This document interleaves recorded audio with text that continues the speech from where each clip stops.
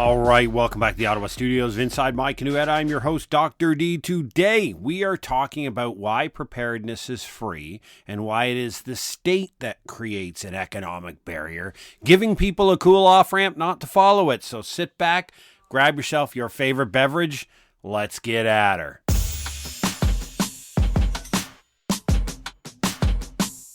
Who doesn't love a great jingle in the morning, afternoon, or evening, or in the middle of the night whenever you're listening to us? Thanks for joining us again here at Inside My Canoe Head. We appreciate all of your feedback that comes back across our social media platforms or at our website at www.insidemycanoehead.ca, where if you scroll right down to the bottom, there is a way to drop me a personal email. I get them. Nobody else here in the studio staff or in the wider company will actually see those.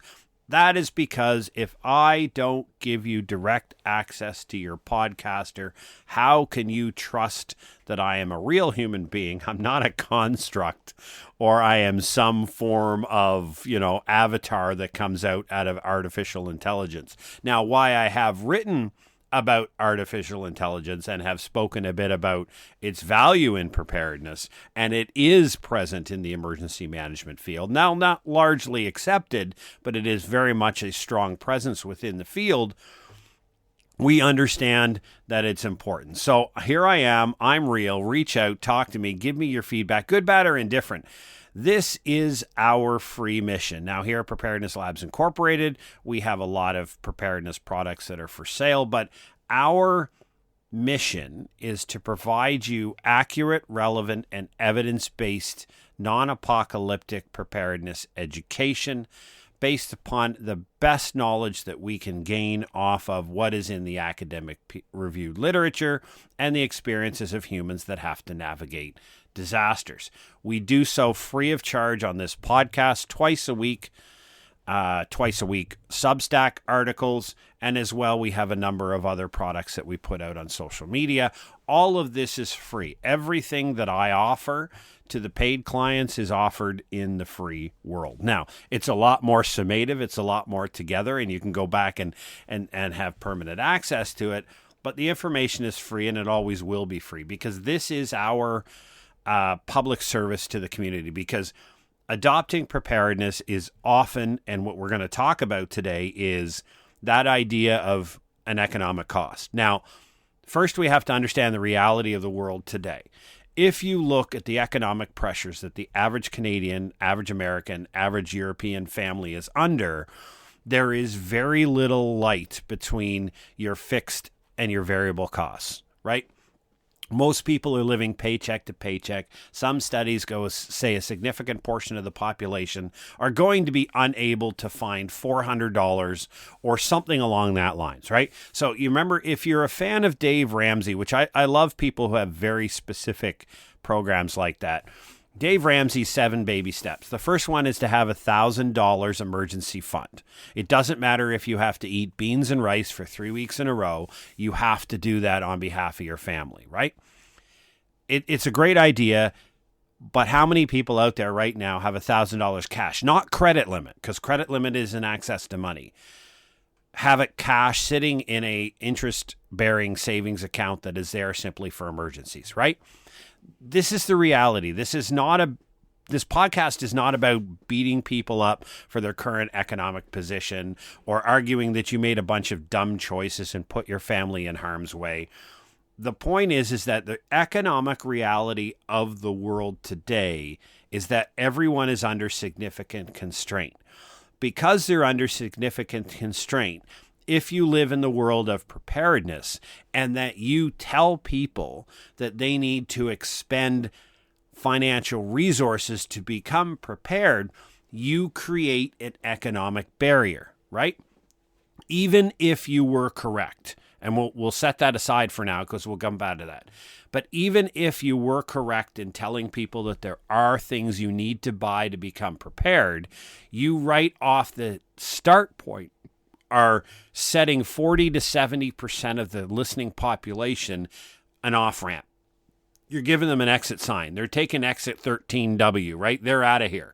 Because as soon as you tell people that an important new concept, something that can be life-changing and very important to them, costs them money, and they have to go out and expend their limited resources, financial resources on it in today's context of the economic picture, they're taking the off-ramp. It doesn't matter whether it's a good idea, right? The people will not see the great idea. They will see the financial cost in today's picture, and they will take the off-ramp, and they're gone. So if you believe that preparedness has a financial barrier, and you tell people that, and you tell people there's a financial cost to it, you will give them an opportunity to run for the hills, and they won't listen to you. However, if you view preparedness not as an expense, but as a worldview. Now, every one of us have a worldview of some type. We're all adults. I'm 54 years old, had a pretty crazy and interesting life. Whatever age you may be, you've had a number of experiences in life. Maybe you had a really important person or persons in your life that were very intelligent and gave you some great ideas, morals, ethics, standards, etc. But how you view the world is very much a function of your life's experiences and your upbringing.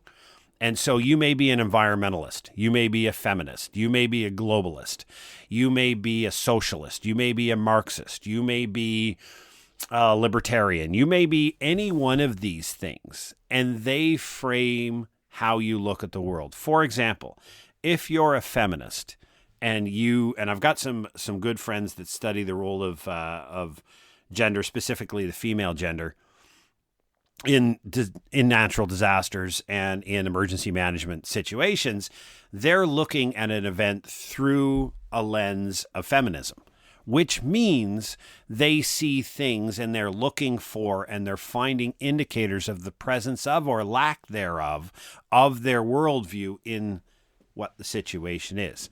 We're arguing to you and we're presenting to you, we're positing in academic words, that preparedness is a worldview.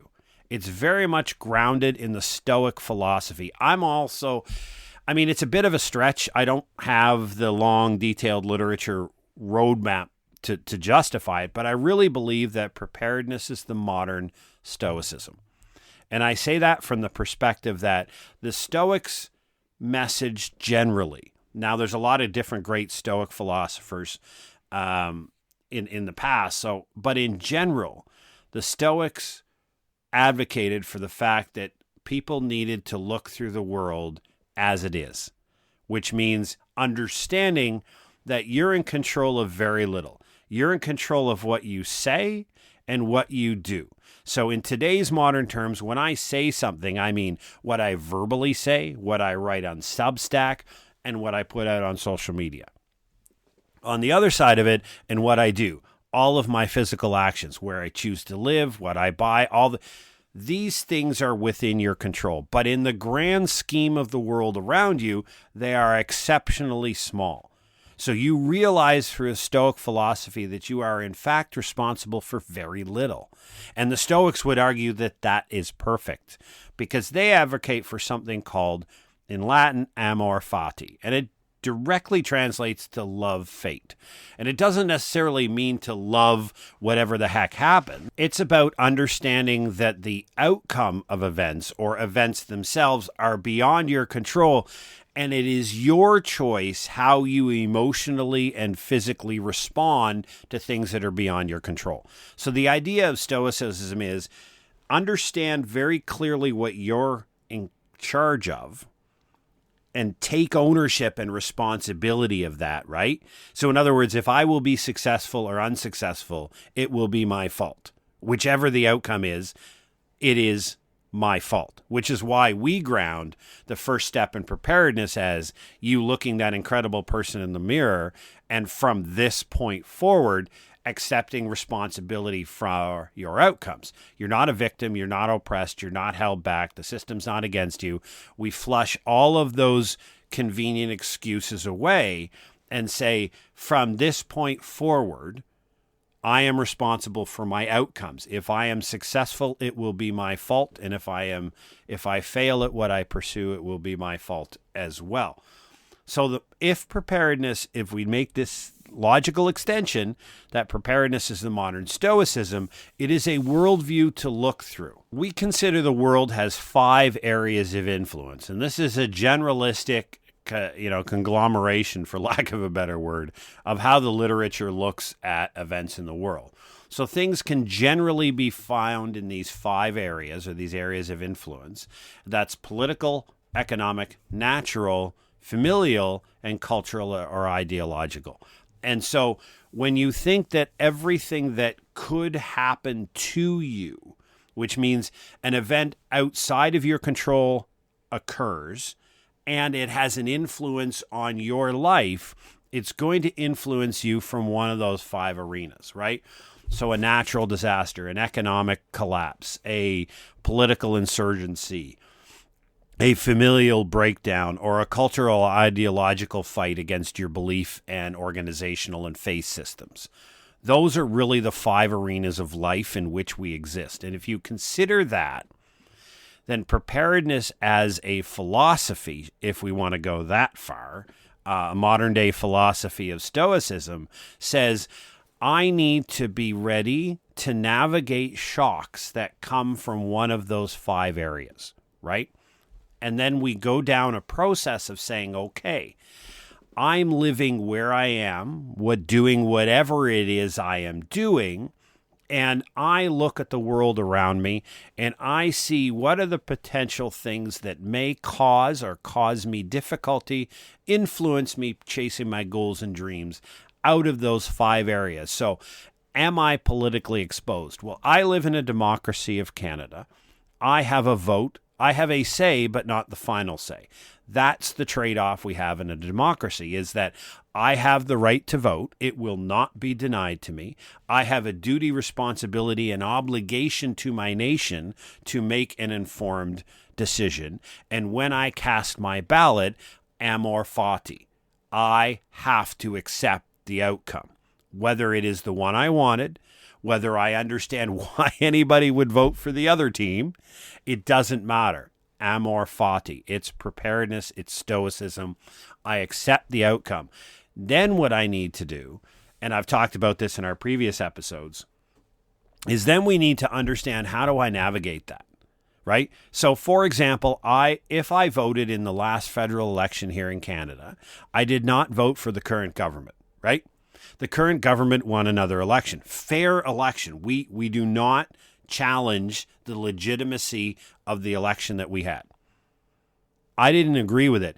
My role at that point was amor fati. I have to accept that this party won and that this individual is at the head of my country.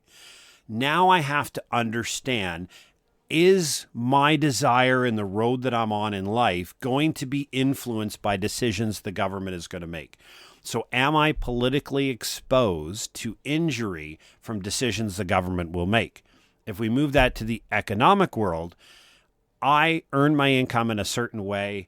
I follow a certain pursuit. I follow a certain set of circumstances, and I do a certain set of things. All of that contributes to my own economic prosperity, which, by the way, if you use preparedness as your worldview and you're grounded in the Stoics, you understand that it's your responsibility in today's world for you to pay your own way. Now, how you do that is wide open, but it is not the government's or the community's responsibility to pay your bills for you. So as I build an economic structure, if I want more resources, I have to do work differently, or I have to do more of work if I was a salaried worker. And so I live in an economic reality. I have what I have. If I want more, I can try to pursue it, but it is my duty and responsibility to live within my means. Arguably, as Dave Ramsey would say, to live well below your means. For example, if I make $100 a week in one of my 5 lines of income, say I got $100, well, I only got 80. The other 20 is that surge capacity that I don't touch for times of disruption. it's my responsibility in that economic reality, but I have to look externally, right? Because I look externally and realize that there are economic shocks beyond my decision. The Bank of Canada can increase and drop rates. The government of Canada can expend X amount of money, causing inflationary. We could have supply chain crisis. We could have a pandemic. All of these things cause economic influences on my life that are beyond my control.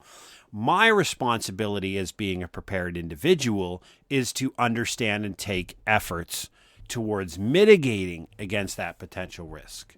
And we do that for the other ones of cultural, ideological, familial, and for natural disasters. We've done tons of episodes on preparing for natural disasters. When you do that, that is a cognitive exercise that is grounded in an educational system that's free. Now, the education has all come on our podcast. We have well over 300 episodes on this podcast. And so we provide you the free education on how to do it, and it's an investment of time and effort. Preparedness does not have a financial cost to it. And so when you understand that adopting preparedness as a worldview based on an extension of Stoicism, potentially even as a modern philosophy, though I do think I need more work to really reinforce that idea. If we consider preparedness a modern philosophy, and we look at the 5 areas of influence, or the 5 arenas of life that could impact how you're choosing to live your life and what the road you're on, whatever that may be, and you create those strategies to mitigate against the effect of shocks beyond your control, you've essentially just wrapped yourself in a blanket of insulation. None of that requires money. And that's the point that we're making here today, is that preparedness as a philosophical way of viewing life, as a lifestyle, it does not cost money. And I've said in an article that I wrote on Substack this morning, you can look over under Jeff Donaldson on Substack, I wrote an article about the fact that there's been much musing in the literature and much musing in online LinkedIn, which is where a lot of forums are, about the fact that people see preparedness as having an economic barrier. And I argue that that's a creation of the state, because the state is viewing preparedness through a lens of having kit and equipment, right? You need kit and equipment in your house to be able to navigate a natural disaster. Now, understand that the state looks at preparedness through the very, very narrow view of natural disasters. I get it.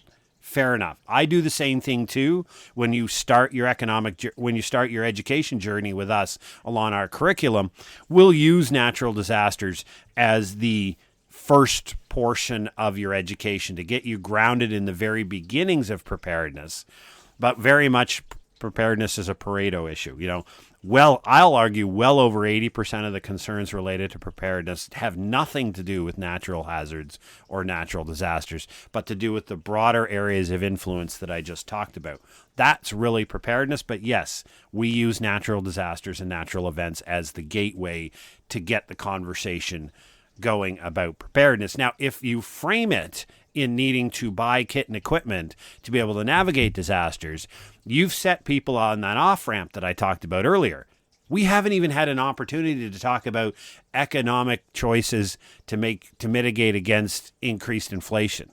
We haven't talked about political shocks to provide mitigation against potential public policy initiatives in your economic arena, right? These are all things that are more important preparedness than a natural disaster, but these are things that we can't even have a conversation is when you tell people they have to collect emergency kits. Now, I'm a professor, part-time professor. I'm a researcher. It's my role at Preparedness Labs Incorporated. On top of being the CEO, I'm also the principal researcher. I regularly and consistently conduct research into preparedness in Canada because I'm a firm believer if I'm going to jump on this podcast and tell you ideas and information, I better not only have access to the literature that other people are creating, but that I'm running my own set of experiments, tests, and surveys on the population to understand individuals' view and preparedness and to understand the world as it is. Not how I want it to be, but as it is in reality. And so we don't believe that there is a correlation between equipment and outcomes. I have not seen any evidence in the literature to show that because of the possession or access to certain levels of equipment, people had better post-event outcomes. And I was blunt in the Substack article today when I just, in preparation for this, when I looked at the last 20 years of disasters in Canada, I could find no evidence where there was a correlation between lack of access to food, water, and emergency kit supplies and people who perished or had significant injury. There just wasn't any. So if you're telling people as a government communicator that you need to get an emergency kit together, but yet I can find absolutely no evidence that says if people do this, they will have better post-event outcomes. And in fact, the data says there's nothing to support that idea. That not only are you sending people on the off-ramp, the people who do decide to adopt your version of preparedness and do the things that you do, say they should, by buying these supplies and building that emergency kit. What they've gone ahead and done is expended the very little excess financial resources on things that are not correlated to better post-event outcomes. In other words, you just flushed it dans la poubelle, as they say en français. You threw their money in the garbage because you believed that them doing this would have better post-event outcomes. We rely on evidence. Now, if the evidence proves otherwise, we change our mind. And I've talked about the scientific method in the past. Science, we define when we talk about literature and research, we're talking about science. The issue that science gets a bad rap is that people think science is settled. Science is never settled. All science is an expression of the best knowledge we have based upon the information that we have access to at this moment in time. Science changes. It consistently changes over time because we get access to new information. We run new experiments and get anomalistic results leading to a potential paradigmatic change within a discipline or a field.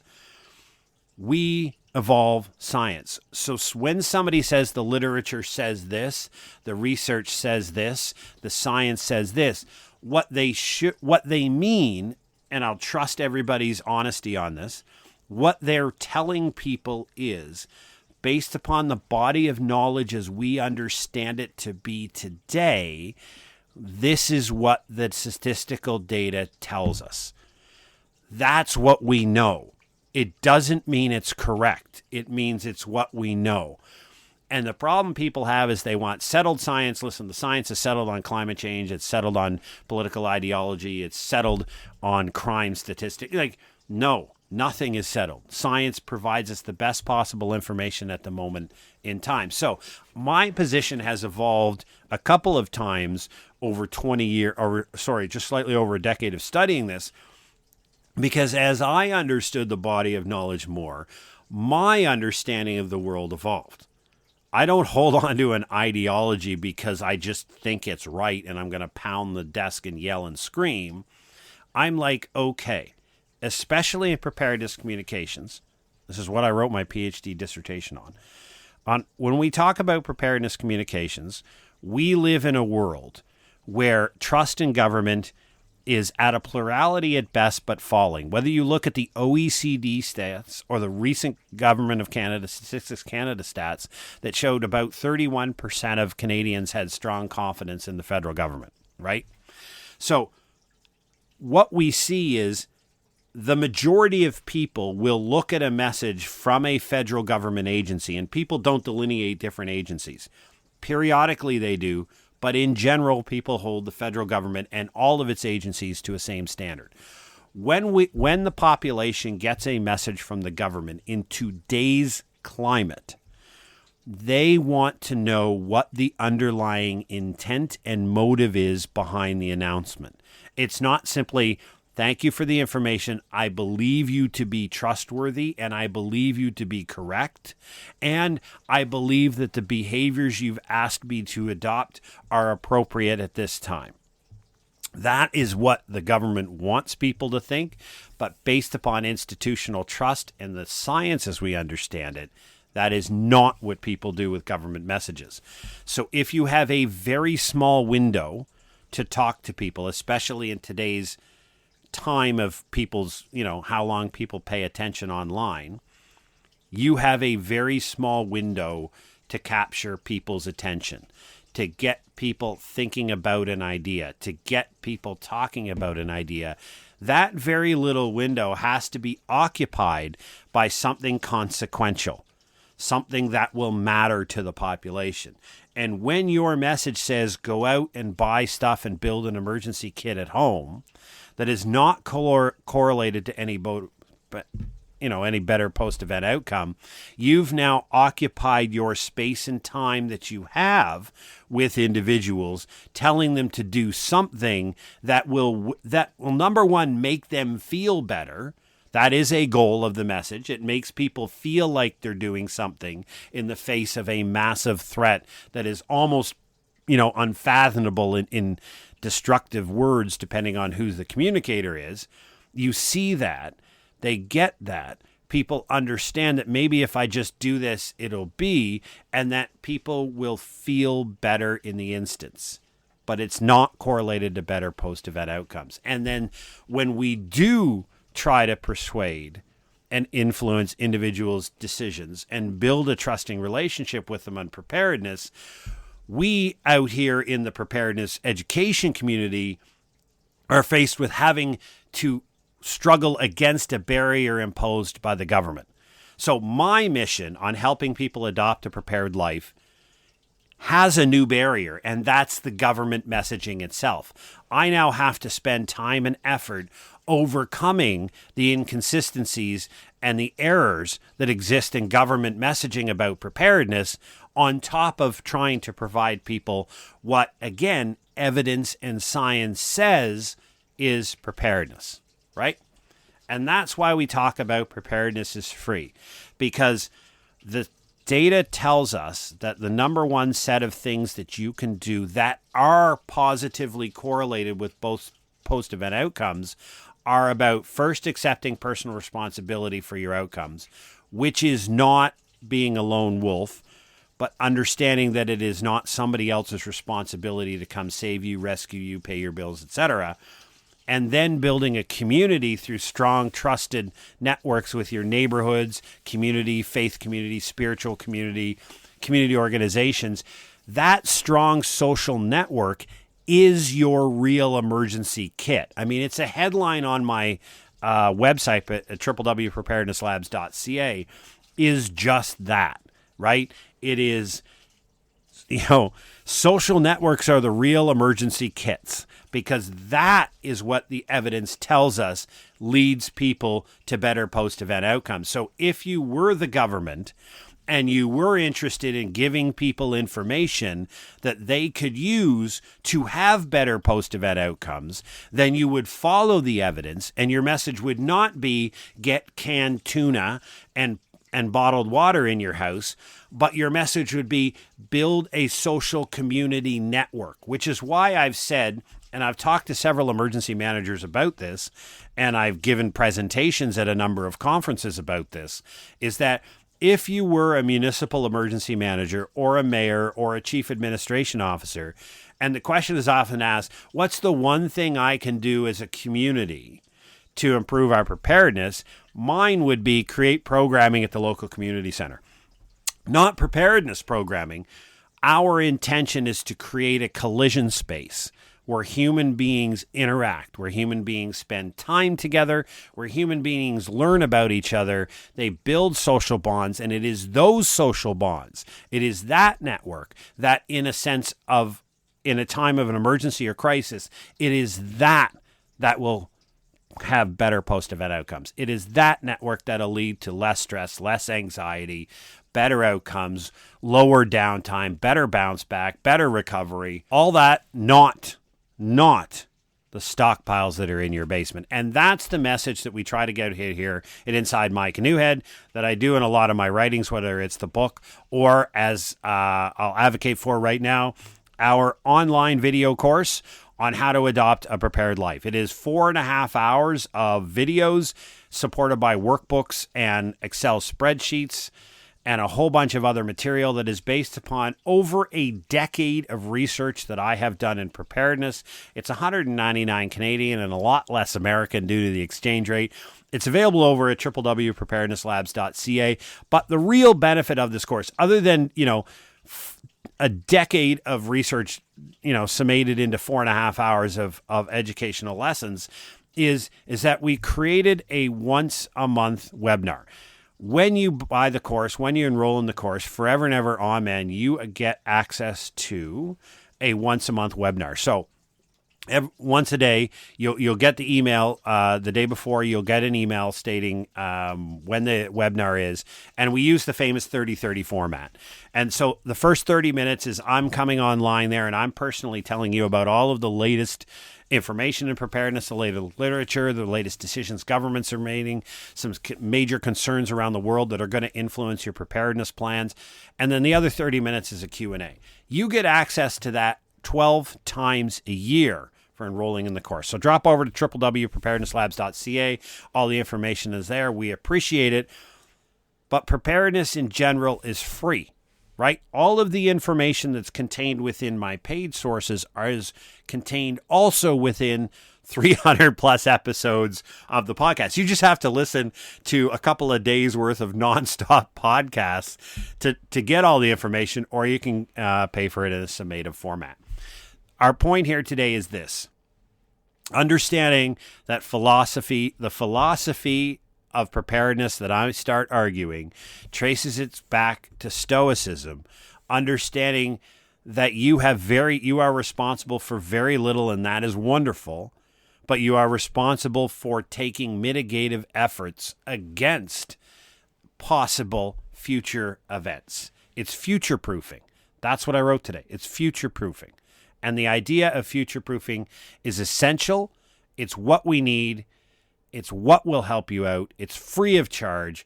And adopting a prepared life will dramatically and significantly reduce your stress and anxiety about this freaking chaotic world we live in.